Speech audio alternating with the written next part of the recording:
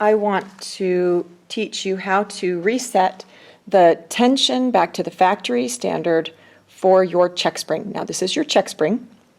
We have 3 devices here on the front of the machine that affect your tension. They are the pre-tension device, which we are going to reset, but this is not where you adjust your tension on a regular basis.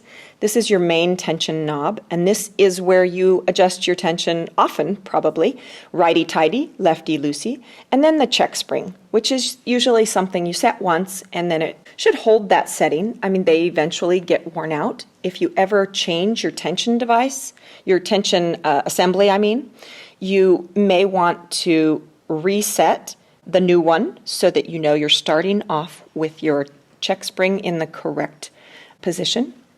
So this affects our tension, this affects our tension, and this affects our tension.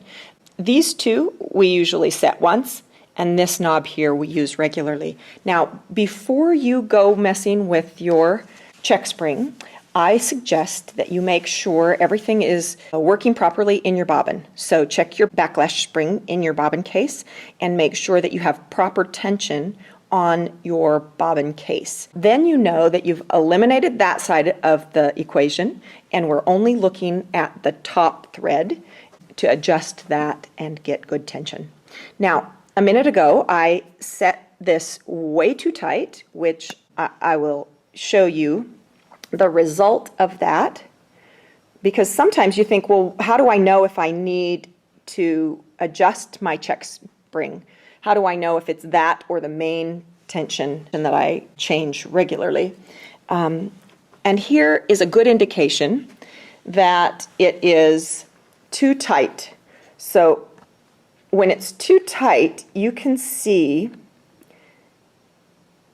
thread coming up in the points or in the direction changes. I have a gray bobbin in here, and I think you can see it clearly in these 2 points and here. And the stitch itself isn't too tight. I'm not pulling up really much bobbin thread on the straightaways, only on the direction changes. So if I loosen it more at this point, if I loosen my top tension so that it quits coming up in the points, what I'll have on the back is too much top thread showing through. So my top thread is too loose, yet here in the points it's too tight. So if you see it too loose and too tight at the same time, then that's a good indication that it's your check spring. Now, if your check spring is too loose, which I have here in the curved, what happens is it's too loose on the back, so I can see railroad tracks of the top thread on the back, which means there's too much top thread, which means it's too loose on the top.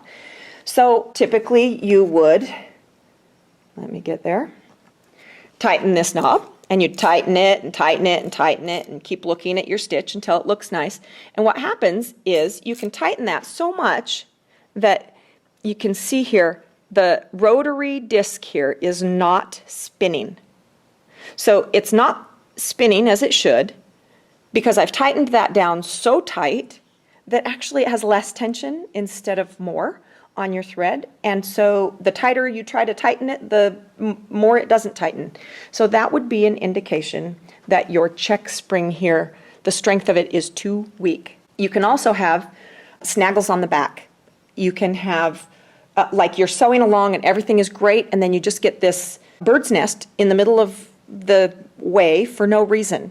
It's not because you didn't start correctly, it's because your check spring perhaps is not finishing that stitch the way it should. It doesn't have the strength it needs. So those are indications that you should reset your check spring, and this is how you do it. There's one more thing to check. You want to make sure that your hopping foot is set at the proper height, because that can be causing shredding and odd stitching as well. It should be set at the highest point would be so that the foot is snug on a nickel, and at the lowest point it would be snug on a dime, and there's another video that shows you how to make that adjustment. So once that's taken care of, we are going to set our check spring back to factory 0 by loosening the tension on the 3 places that that I pointed out. So this is loose, and the beehive spring here is floppy, you do that by turning it counterclockwise, lefty-loosey, until it's loose enough. Then you're going to do the same thing on this knob here. You're going to turn it counterclockwise, lefty-loosey, until the beehive spring here is loose.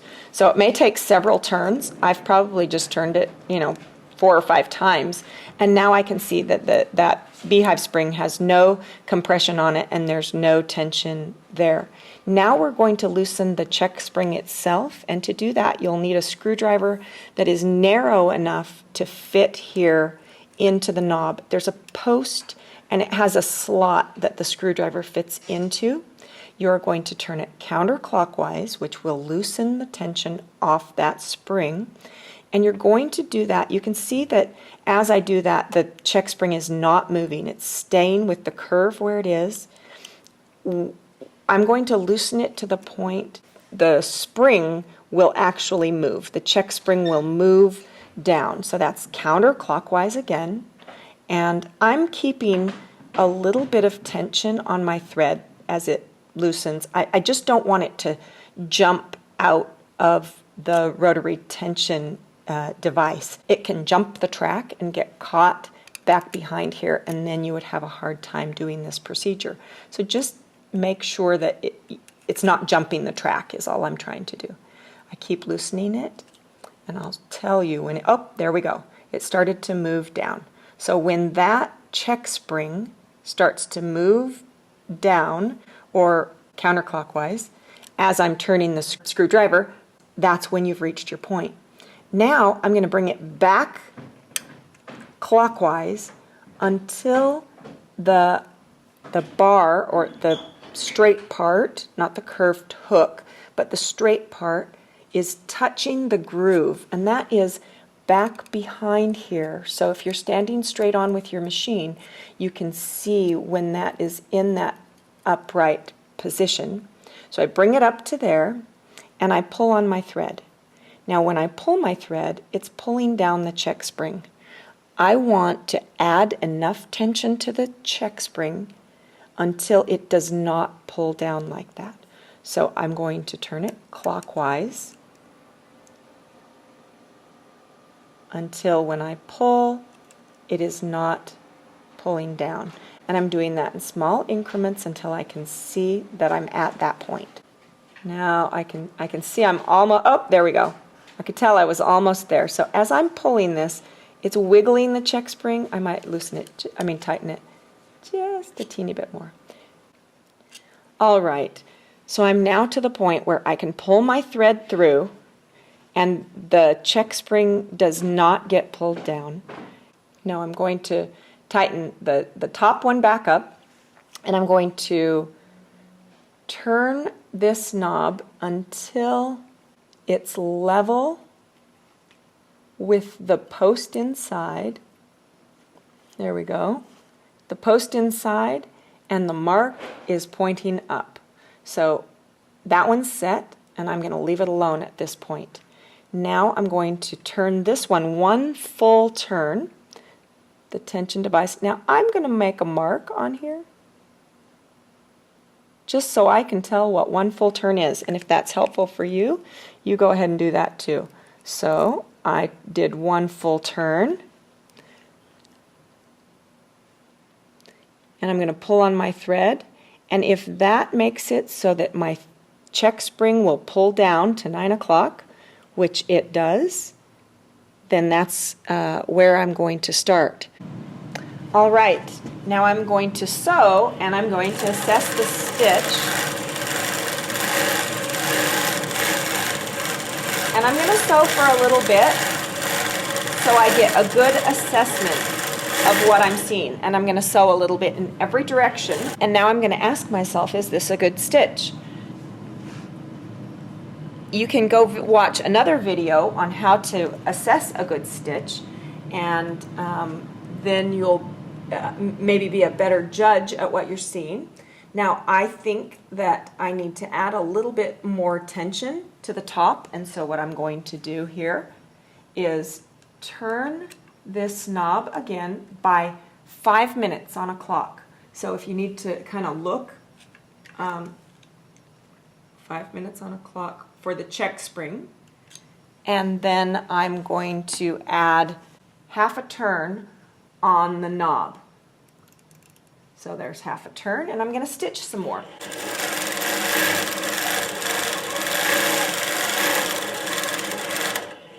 And I think I need a little bit more, so I'm going to do that exact same process again.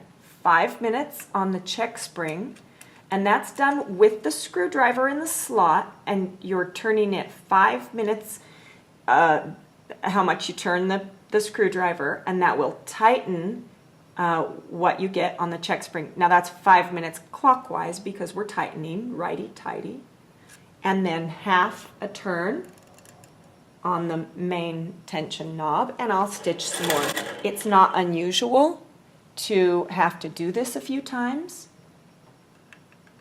I'm going to do it another time.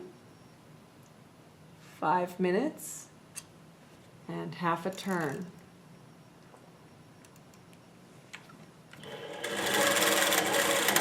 Okay, I can tell that I've gone too far and I have too much tension, so I can back that off the exact same way. I'm just going to back off that half turn here and see how my stitches look.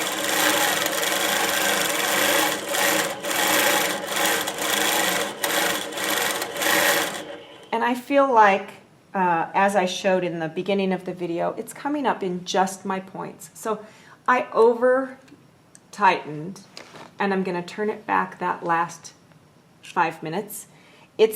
It's easy to see when you've over tightened, and so it's not difficult to undo my last step. And so at this point, I'm quite happy with my tension, a little bit less on that knob there, and I think I've got a beautiful stitch going on. This should eliminate any of the snaggles that you might have on the back side and any over tension on the top side, and you'll have great tension from here forward.